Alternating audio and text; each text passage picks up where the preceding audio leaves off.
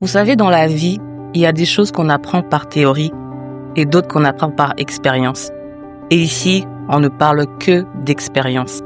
Votre chagrin a besoin que vous puissiez lui dédier du temps de qualité. Jamais je me serais dit que la remise de diplôme deviendrait pour moi un jour de deuil.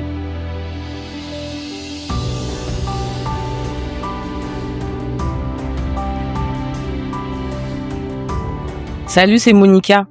Vous savez, dans la vie, il y a des choses qu'on apprend par théorie et d'autres qu'on apprend par expérience. Et ici, on ne parle que d'expérience. Le 11 novembre 1993, il y a 2 personnes qui sont venues frapper chez nous. Et elles étaient intéressées par ma mère, notamment l'une d'elles. Elle est venue, elle regarde ma mère et les 2 commencent à parler. Et je me souviens que cette personne lui dit « ça y est, c'est l'heure ». Et puis, elle prend ma mère et les 2 partent. Et c'était une visite assez étrange. Après cette visite, je me souviens que je suis allée habiter chez ma tante, la grande sœur de ma mère, avec mon petit frère. Et chez ma tante, on n'entendait plus parler de ma mère. L'odeur même de ma mère, son souvenir, c'était devenu très lointain. Plus personne n'évoquait même son nom, son prénom. Elle s'appelait Pascaline, mais tout le monde l'appelait affectueusement Mamita. Et chez ma tante, un jour, les 2 mêmes personnes sont revenues, en binôme encore. Et je me souviens de la personne exactement qui parlait avec ma mère. Je me souviens encore de son visage. Et cette fois-ci, elle était intéressée par mon petit frère. Et la même phrase encore. La personne regarde mon petit frère et lui dit « ça y est, c'est l'heure ». Et prend mon petit frère et les 2 partent. Et une fois de plus, une fois que mon petit frère est parti, j'entendais plus parler de lui. Son prénom non plus n'était plus évoqué. Il s'appelait Michael. Ce que je vous raconte aujourd'hui, ce n'est pas quelque chose de mystique, une expérience mystique. C'est une métaphore de mon histoire. Quelques années après, j'avais peut-être 5 ou 6 ans. Je suis repartie du coup vivre chez mon père. Et mon père non plus ne parlait pas de ma mère. Il ne parlait pas de mon petit frère. C'était comme si ces 2 personnes n'ont jamais fait partie en fait de la terre des vivants. Leurs souvenirs me restaient tout simplement dans mon cœur. Je me souvenais d'eux, mais plus personne ne parlait d'eux. Et je me souviens que j'avais remarqué que mon père cachait quelque chose au-dessus de sa garde-robe. Et vous savez, quand on est petit, tout ce qui est caché, on a envie de savoir ce que c'est. Donc mon but, c'était de découvrir quel est le trésor que mon père cache tout le temps. Et donc un jour, alors qu'il n'était pas là, j'ai pris une chaise et j'ai escaladé. Et là, je commence un peu à chercher avec ma petite taille et je vois des photos tomber. Je commence à regarder les photos. Je vois des photos de mon père, de ma mère, lors de leur mariage civil à Kinshasa. Je vois des photos de moi avec eux. Je vois des photos de moi lors de mon baptême, des photos de moi bébé. Et là, je me dis, waouh, en fait, ma mère a bien existé. Ce n'est pas que dans mon souvenir qu'elle existe. Parce que vous savez, j'avais développé un petit peu cette pensée de me comparer à ce dessin animé qui est Kirikou. Pour ceux qui savent la référence, Kirikou est né sans l'aide d'une mère. Et moi, je ne voulais pas être Kirikou, parce que je savais que ma mère avait bien existé. Alors, parfois, j'avais des rituels quand cela me prenait. J'allais chercher les photos et j'allais voir les voisins et je leur montrais les photos. Regardez les photos et tout de ma mère. Et en fait, c'était pour moi une manière de leur dire que je ne suis pas née sans l'aide d'une mère. Je ne suis pas comme Kirikou. Et puis, une fois qu'on finissait de regarder les photos, je m'assurais de ranger les photos avant que mon père ne revienne. Et c'est comme ça que j'ai grandi, en me souvenant de ma mère, de mon petit frère, à travers des photos, mais plus personne n'en parlait, mon père non plus. Quelquefois, avec mes tantes, je posais quelques questions sur ma mère. Parfois, il pouvait avoir une ou deux anecdotes, mais c'était assez expéditif et on passait à autre chose. Et donc, j'ai grandi comme ça, avec toutes ces émotions que j'ai gardées au-dedans de moi. Et je n'osais pas forcément en parler aux adultes. Et de toute façon, je ressentais pas forcément à cet âge-là le besoin d'en parler. Et je me disais que personne, de toute façon, ne me comprendrait. Parce que tout le monde semble avoir oublié que ma mère existait, que mon frère existait. Et là, maintenant, je grandis et je quitte le Congo. Je vais habiter en France. Et en 2019, alors que j'ai 28 ans, j'entreprends de repartir à Kinshasa. Et le but de mon voyage, c'était de découvrir la cause du décès de ma mère. Et je ne voulais pas vraiment déranger mon père avec ça. Alors je me suis rendue au cimetière et j'ai donné le nom de ma mère. Et ils se sont rendus compte que ils ne retrouvaient plus forcément le lieu où elle était enterrée. Et les agents du cimetière me disent, bon, mademoiselle, motive-nous un petit peu. Et en disant motive-nous un petit peu, en fait, ils me demandaient de l'argent pour que je puisse les motiver à faire des recherches. Donc je donne de l'argent, je sais plus, peut-être $50 par là. Je leur donne et ils prennent mon numéro et ils me disent que ils vont me rappeler. Ils m'ont jamais rappelé. Donc j'étais un peu démunie face à cette recherche et j'ai été obligée de demander à mon père. Ma mère est morte de quoi? Où est-elle enterrée? Et je vois que mon père part dans sa chambre. Il met un peu de temps et quand il revient, il me donne un papier, l'acte de décès. Et sur cet acte de décès, je vois cette fameuse date du 11 novembre 1993.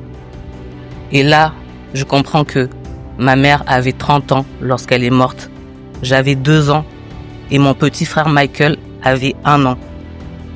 Et ces informations, peut-être que pour vous, ça semble inutile. Peut-être que pour les adultes qui m'entouraient, c'était des informations inutiles. Mais pour moi, c'était tellement capital parce que pour la première fois, j'ai compris en fait qui étaient les 2 personnes qui sont venues au moment du départ de ma mère, mais également au moment du départ de mon petit frère. Le premier compagnon qui est resté avec moi, c'était le deuil de ma mère. Donc la mort est venue chercher ma mère et m'a laissé un binôme qui était le deuil de ma mère. Et la deuxième fois, la mort est revenue chercher mon petit frère et m'a laissé un second compagnon que j'appelle le deuil de mon frère. Et donc pendant plus de 20 ans, j'étais accompagnée chaque jour de ces 2 compagnons. Ils essayaient de me parler dans un langage que je ne connaissais pas parce que j'avais 2 ans. Comment un enfant de 2 ans peut comprendre le langage du deuil, le langage de la mort? Et puis même les adultes qui m'entouraient semblaient démunis en fait. Personne n'était équipé, personne n'était enseigné à accompagner un enfant de 2 ans qui passe par un deuil. Qu'est-ce qu'on doit lui dire? Est-ce qu'on doit lui parler du cause de décès? À 2 ans, de toute façon, est-ce qu'elle va comprendre? Peut-être qu'à un moment donné, quand elle va grandir, elle va commencer à comprendre un peu les choses. On va évoquer le sujet de sa mère, mais est-ce que ça ne la rendrait pas plus triste? Est-ce qu'il ne vaut pas mieux tout simplement taire cette histoire et ne plus jamais en parler? Et toutes ces informations, ça peut être inutile pour un enfant, mais pour moi, c'était des informations capitales. En tout cas, à l'époque, je ne le savais pas, mais aujourd'hui, je sais que c'était des informations capitales. Parce que ça m'a permis de pouvoir commencer le travail du deuil que je n'avais pas commencé quand j'avais 2 ans. Et donc en 2022, j'ai entrepris de commencer maintenant à mener des recherches sur les orphelins. Quels sont leurs challenges? Comment réussissent-ils à se construire en tant qu'adultes? Et en faisant des recherches, je vois qu'il existe plusieurs modèles du deuil. Et il y a un modèle qui a attiré mon attention, c'est le modèle de la défunte psychologue américaine Elisabeth Kübler-Ross, qui parle des 5 étapes du deuil. Le déni, la colère, le marchandage, la dépression et l'acceptation. Et en commençant à lire ces ouvrages, pour la première fois, j'avais les mots M-O-T-S sur les mots M-A-U-X qu'il y avait au-dedans de moi. J'avais l'impression que quelqu'un était en train de me lire comme ça. Et petit à petit, j'ai commencé à développer encore plus, aller en profondeur sur cette thématique. Et j'ai découvert que ce modèle des 5 étapes, c'est pas un modèle qui est universel parce que chacun finalement va vivre ces différentes étapes à sa manière. C'est pas quelque chose qui est linéaire. C'est vraiment une synthèse de ce que la plupart des personnes qui sont en deuil peuvent traverser. Mais parfois, on peut ne pas se retrouver dans cette lignée, dans ce modèle. Alors, ne vous sentez pas bloqué par un modèle. Tout ce qui est important, c'est de pouvoir ressentir ce que vous ressentez en ce moment et votre ressenti est légitime. Donc, pendant longtemps, je ne voulais pas être le Kirikou qui n'a pas de mère. Peut-être c'est aussi votre cas. Vous ne voulez pas être cette personne qui est en deuil. Vous ne voulez pas être cette personne qui a perdu son mari, qui a perdu sa femme, qui a perdu un emploi. Mais ça m'est arrivé, ça vous est arrivé. Et on est tous ici ensemble, se tenir la main pour pouvoir en parler et trouver le chemin de la guérison. J'ai vécu énormément de guérison autour de la mort de ma mère et je continue à en vivre parce que la guérison est un processus continu. Et même, je retrouve le bonheur et la joie de me dire qu'aujourd'hui, au travers de la mort de ma mère, je peux devenir utile à d'autres personnes. Trouver un sens, non pas à la mort de ma mère, mais un sens que moi-même je donne, parce que le sens n'est pas dans la mort, il n'y a aucun sens dans le fait qu'une personne meure. Mais le sens se trouve au-dedans de nous. Qu'est-ce que nous faisons après cette perte? Qu'est-ce que nous faisons après cette mort? Le sens se trouve dans toutes les conversations qu'on va avoir et qui vont nous faire grandir, croître. Et je comprends qu'aujourd'hui, se connecter aux bonnes personnes qui ont une bonne capacité d'écoute contribue à notre guérison. Il y a plusieurs études qui ont été menées et qui démontrent que on guérit en communauté. On ne guérit pas seul. Et lorsque nous sommes en communauté, le fait de commencer à parler, d'ouvrir la parole autour de notre chagrin, autour de notre deuil, ça permet tout simplement d'avoir ce processus de nommer nos émotions. Ce qui était caché, on commence à mettre des mots dessus. Et en nommant nos émotions, ça nous permet petit à petit de commencer à les ressentir. Parce que il faut savoir une chose, c'est que nous ne pouvons pas guérir de ce que nous ne ressentons pas. Nous ne pouvons pas guérir ce que nous ne ressentons pas. Et donc, il est important de commencer à nommer nos émotions, à les ressentir pour pouvoir trouver le chemin de la guérison. Vous direz peut-être que c'est tellement douloureux, vous n'avez pas envie de commencer à ressentir, vous n'avez pas envie peut-être de commencer à les nommer et vous préférez les laisser enfouis dans un tiroir et que le temps fera son travail. Mais j'ai envie de vous dire que le temps seul ne guérit pas toutes les blessures. Le temps seul ne guérit pas toutes les blessures. Et lorsque nous laissons notre chagrin enfoui dans une boîte, dans un tiroir, ce chagrin qui est laissé sans surveillance finira par nous rattraper. Parce que les émotions ne disparaissent pas d'elles-mêmes. Et souvent, au travers des deuils, des situations comme ça de perte, il y a également des traumatismes qui peuvent se cacher derrière. Et lorsque on n'en parle pas, ces traumatismes-là viennent nous voler de notre sens de l'aventure, de notre sens de la découverte, de notre curiosité. Ces traumatismes viennent tout simplement nous contrôler ensuite et nous poussent à toujours être dans la crainte de penser à la prochaine mauvaise nouvelle. Qu'est-ce qui va encore m'arriver de mauvais après? Et on est comme piégé dans notre propre histoire. Et quand on n'en prend pas soin, ces traumatismes, ce chagrin, ce deuil auront tendance à réapparaître. Mais quand ils réapparaissent souvent au pire moment et dans les pires endroits.